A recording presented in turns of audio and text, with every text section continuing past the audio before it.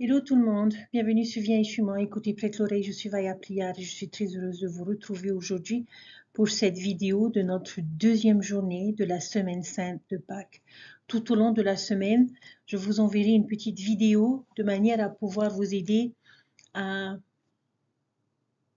permettre au Sauveur de davantage faire partie de votre vie tout au long de cette semaine en suivant chaque événement qui ont précédé sa crucifixion et sa résurrection. Aujourd'hui, lundi, nous le voyons purifier le temple.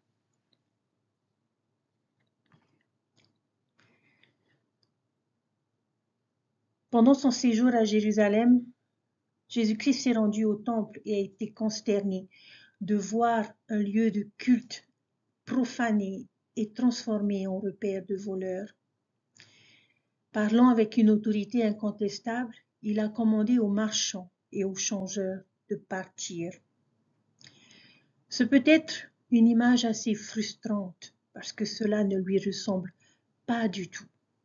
Mais pourquoi le fit-il? Lorsque nous regardons les événements de toute cette semaine sainte, il y a ce moment où le Christ a conscience des futurs événements qui allaient se produire et qu'il ne serait pas présent pour toujours, qu'il ne serait plus à nos côtés physiquement le restant de notre vie. Pour ces raisons, le Seigneur a voulu préparer un endroit pour nous une fois qu'il ne serait plus là. Et cet endroit est le temple. Cet épisode que nous voyons nous témoigne que le Christ se soucie de nous et qu'il est suffisamment bon pour faire tout ce qui est en son pouvoir pour créer un lieu où nous pouvons nous rendre pour nous rapprocher de lui lorsqu'il ne sera plus là. En effet, il n'est pas physiquement avec nous, mais nous connaissons ce lieu où nous pouvons nous retirer pour ressentir sa présence. Et il a fait ce qu'il fallait pour créer cet endroit. Nous sommes bénis d'avoir les temples dans notre vie, ce lieu que le Sauveur a créé et continue de créer pour que chaque enfant de Dieu puisse ressentir sa présence et celle de notre Père Céleste. Si nous devions appliquer ces enseignements à nous-mêmes, nous pourrions parfois nous demander si c'est vraiment le Sauveur qui agit dans notre vie, particulièrement lorsque nous avons le sentiment que notre vie est chamboulée, sens dessus dessous.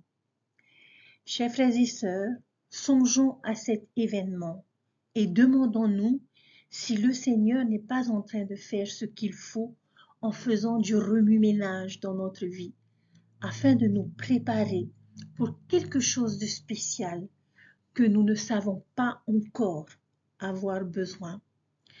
Croyons qu'il a une plus grande perspective que nous et qu'il va renverser les choses dans notre vie, qu'il fera des choses qui ne lui ressembleront peut-être pas, mais pour être sûr que dans l'avenir, nous ayons le témoignage qu'il prend soin de nous et nous prépare pour quelque chose de meilleur.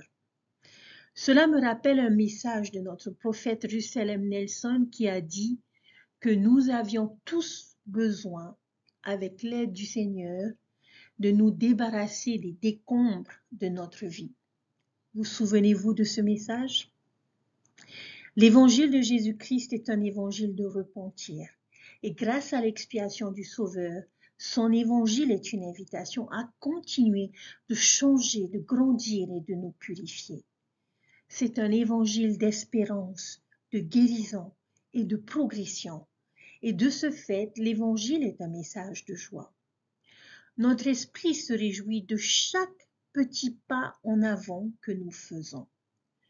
En tant que peuple, il nous incombe d'être dignes et désireux de préparer le monde pour la seconde venue du Seigneur. C'est là une partie très importante du rassemblement d'Israël. Et pour ce rassemblement d'Israël, nous avons besoin des temples. Peu importe à quel point notre vie peut sembler détruite, peu importe le cramoisi de nos péchés, la profondeur de notre amertume, l'étendue de notre sentiment de solitude, d'abandon ou combien notre cœur peut être brisé. Même les personnes qui vivent dans le désespoir ou qui ont trahi la confiance, qui ont renoncé à leur intégrité ou qui se sont détournées de Dieu, peuvent être purifiées. La joyeuse nouvelle de l'Évangile est celle-ci. Grâce au plan éternel du bonheur prévu par notre Père céleste aimant, et grâce au sacrifice infini de Jésus-Christ, nous pouvons non seulement être rachetés de notre état déchu et rendus à la pureté, mais nous pouvons aussi transcender l'imagination mortelle, devenir héritiers de la vie éternelle et prendre part à la gloire indescriptible de Dieu. Alors ma question aujourd'hui, chers frères et sœurs, comment allons-nous permettre au Sauveur de purifier notre cœur et notre esprit pour nous préparer à mieux adorer Dieu chez nous, à l'Église et au temple? Nous ne savons pas toujours pourquoi il agit d'une certaine manière dans notre vie, mais nous devons avoir l'assurance et nous assurer d'être prêts en le laissant purifier les choses qui ne devraient pas être dans notre cœur. Chers frères et sœurs, soyons reconnaissants pour ce lieu que Dieu et le Sauveur ont préparé et ont mis à notre disposition pour nous rapprocher davantage d'eux et pour pouvoir être purifiés, que sont nos temples. Soyons reconnaissants pour nos temples.